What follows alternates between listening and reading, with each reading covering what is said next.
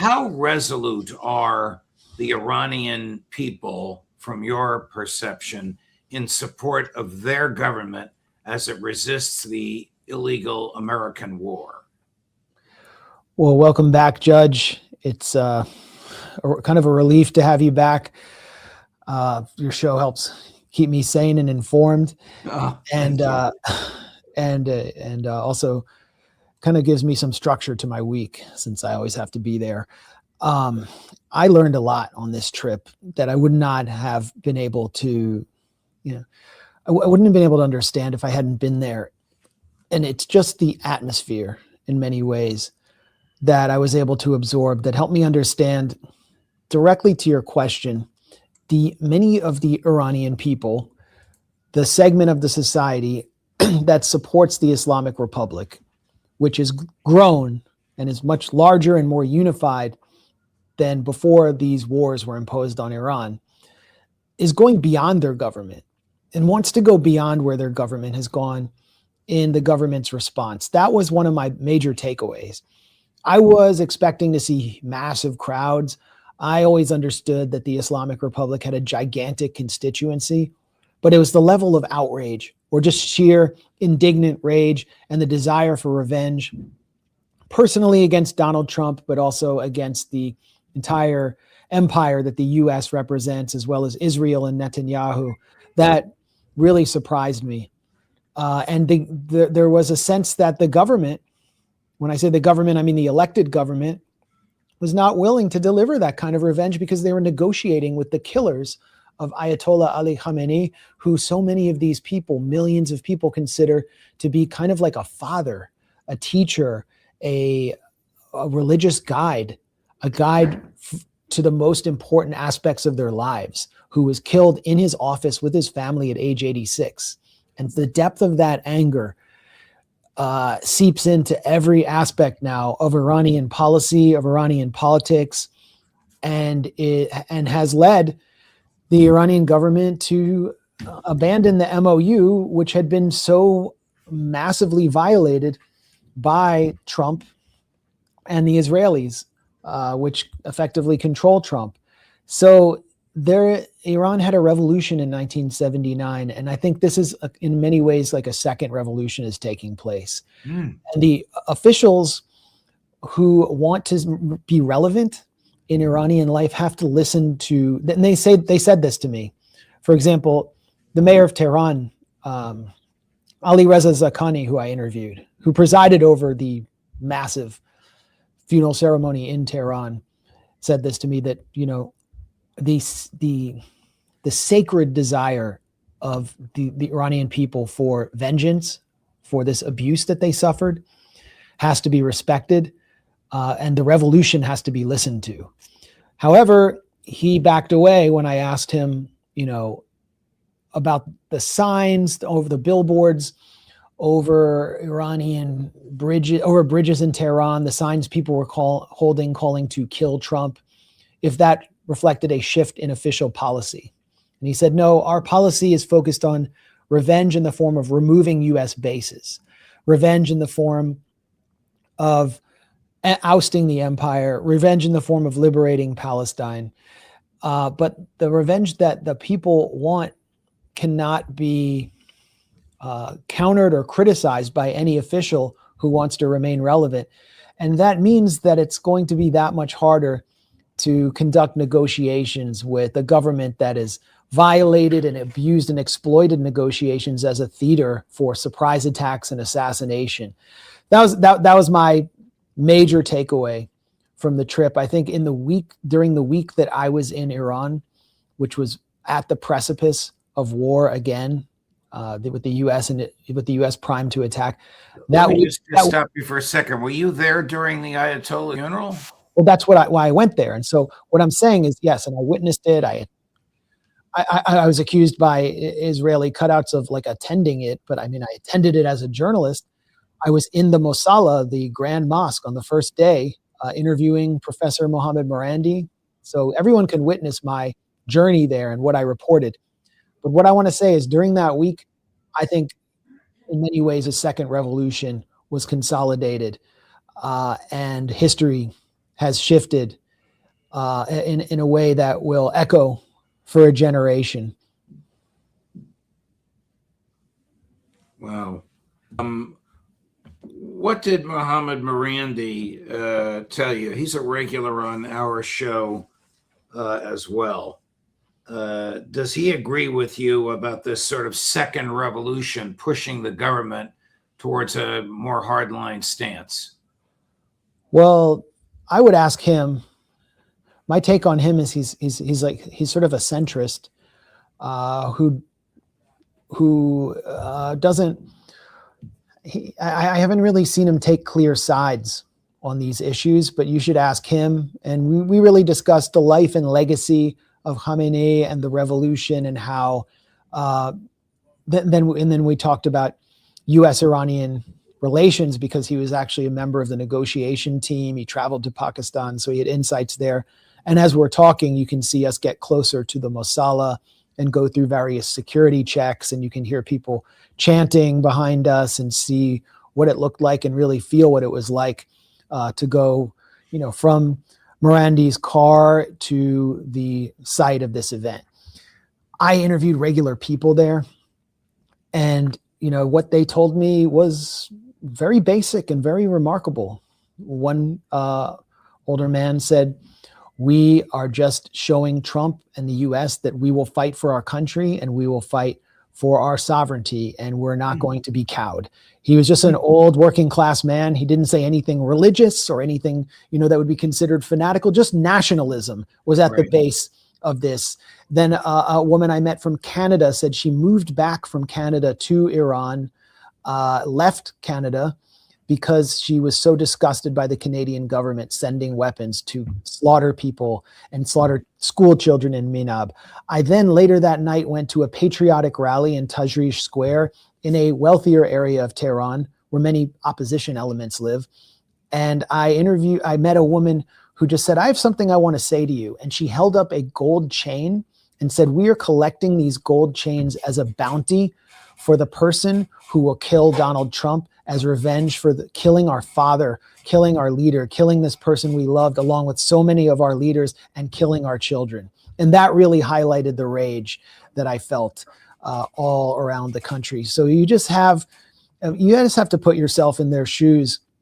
If you're an American, and imagine that your country's surrounded by hostile military bases, which have begun assassinating your leaders, including elected leaders like Ali Larijani, assassinating your scientists, blowing up your sports stadiums. I went to the Azadi Stadium where I saw the volleyball and wrestling complex where international competitions had been held, had been completely reduced to rubble. Blowing up religious sites, including a Jewish synagogue I visited, the Rafinia synagogue, which had been blown up by Israel. Blowing up your hospitals. I went to the Gandhi hospital where the IVF clinic and ICU unit had been blown out of existence, and over 500 employees were out of work and were basically living off charity.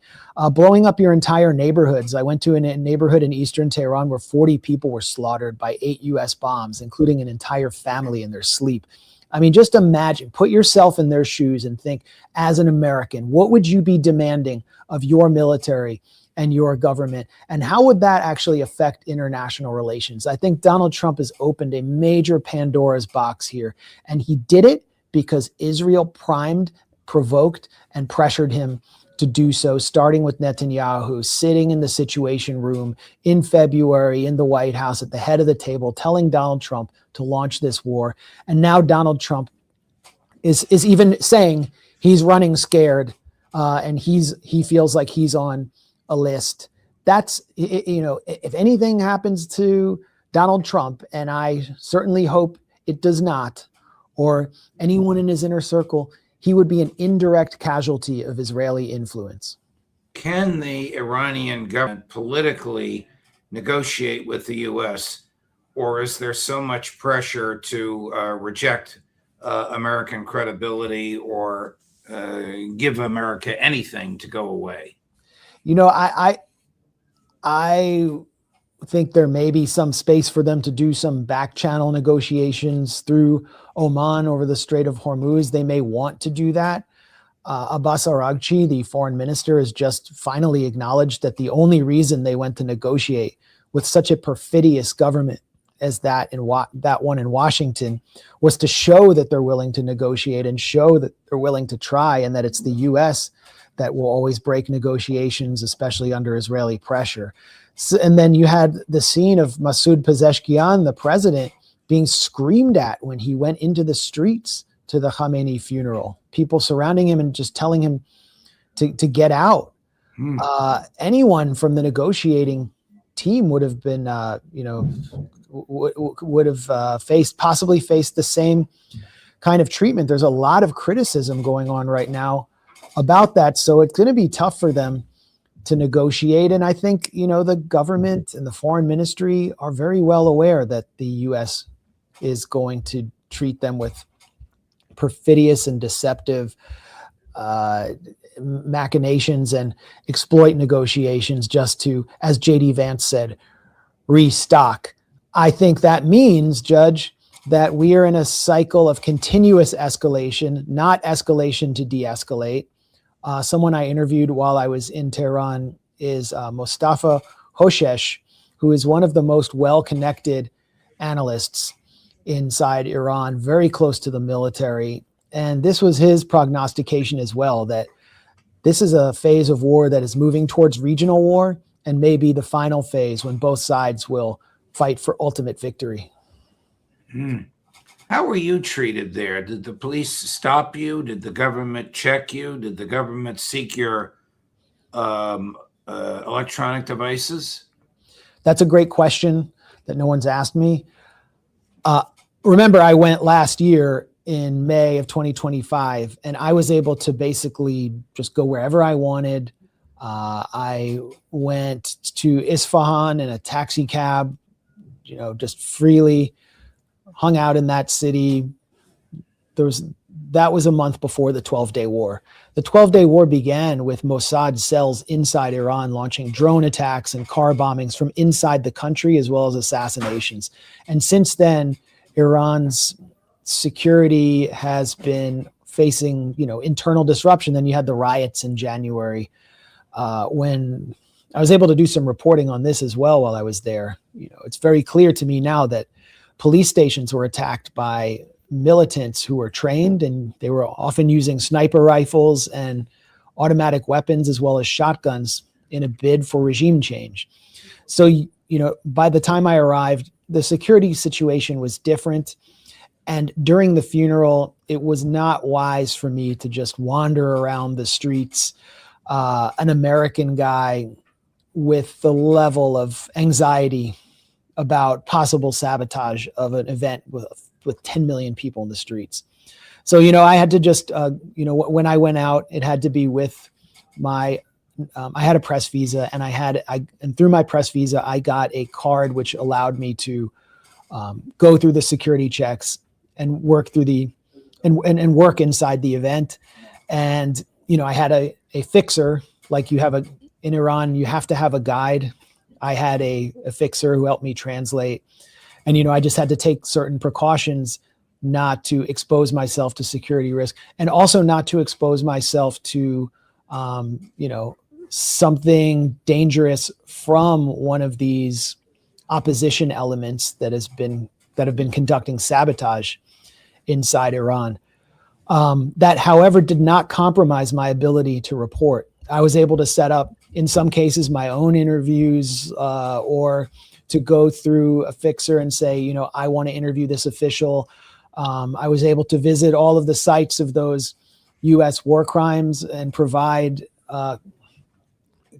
reporting from the ground, where, for example, when I went to this neighborhood in eastern Tehran, which had been completely blown up, I just walked up to local people I found milling around in the street and interviewed them about what they witnessed. So it was still, I still had, editorial freedom and independence, but the security situation is definitely different now. Did anybody from the government at any time while you were there or when you were leaving to fly home to the U.S., examine the contents of your notes or your electronic devices? No, nor did that happen on the way in. I had my backpack with me, and that's where all my devices are. And I didn't experience anything other than routine security checks. What happened when you arrived back in the United States at Dulles International? Well, that story, and I don't want to make it too long because I know our time is limited, but that story starts when I arrived in Iran. And it was there that Israeli cutouts started to put a target on my back. Canary mission. What do you mean Israeli cutouts started to put a target on your back? Yeah, I'm using a lot of lingo there, I guess. Canary Mission is a group that was started in 2015 to destroy the lives of college students in the United States by doxing them and exposing them to career harm for their participation in Palestine solidarity activity. It was always anonymous. No one knew who was behind it. It's since been exposed. It's based out of a nonprofit in Jerusalem called Megamat Shalom, which kind of functions as, I would say, an arm of Israeli propaganda and intelligence. And they started targeting me first, claiming I'm some kind of extremist who is there to, in their words, honor Khamenei. That wasn't the case. I was there to report, but I'm not impartial. I have my opinions. Everyone knows what they are. But I wasn't, I was there to report. All I did was reporting.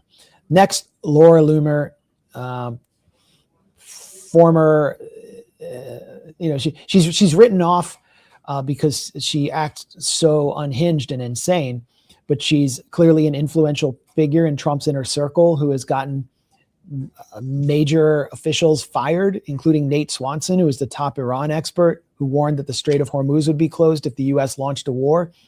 He started targeting me, not only calling for me to be arrested, coming back on my flight, declaring that Marco Rubio should pull my passport, declaring that my home should be raided by under orders from Kash Patel at 5 a.m., but that I should be killed.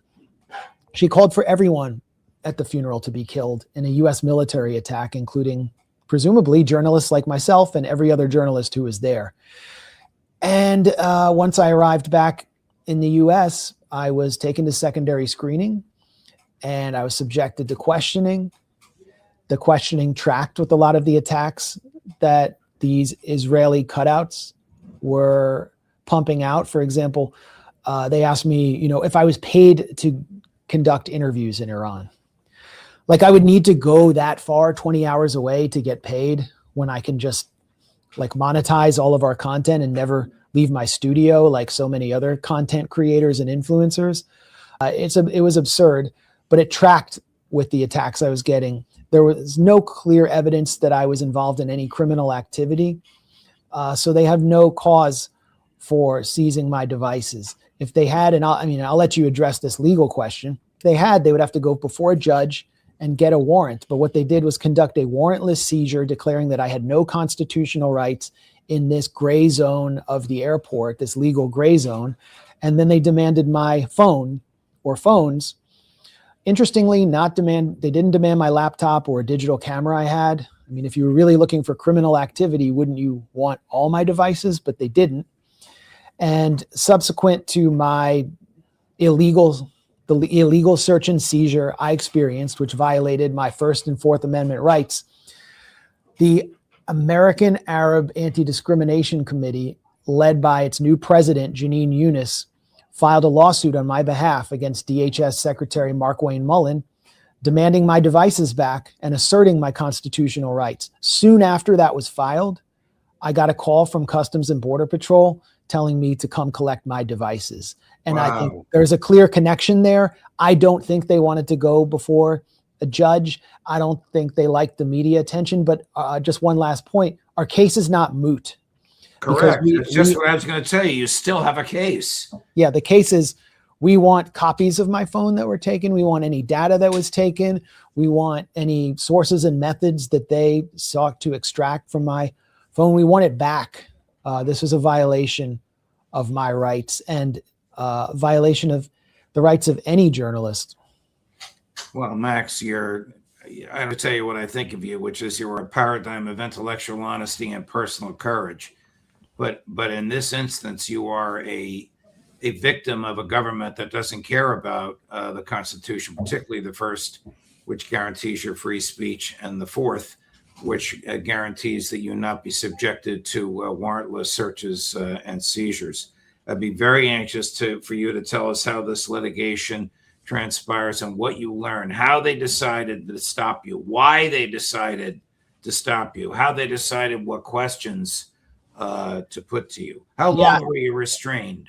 Oh, well, I was there for about 2.5 hours, but I think any discovery, I believe, this is my opinion, based on my experience, I believe that discovery will show that Israeli or Israeli-backed elements triggered my harassment and were behind this. And it really speaks to the kind of occupation that this government is on. These are the same elements that pressured Donald Trump into launching this disastrous war on Iran, which is doing so much economic harm, which is a failing war and which will fail to open the Strait of Hormuz, and which is getting U.S. service members killed now. So there's a bigger issue here, which is one of, me being falsely accused of being some kind of vehicle of foreign influence by those who are actual vehicles for the most massive foreign influence campaign in history and who are actual criminals.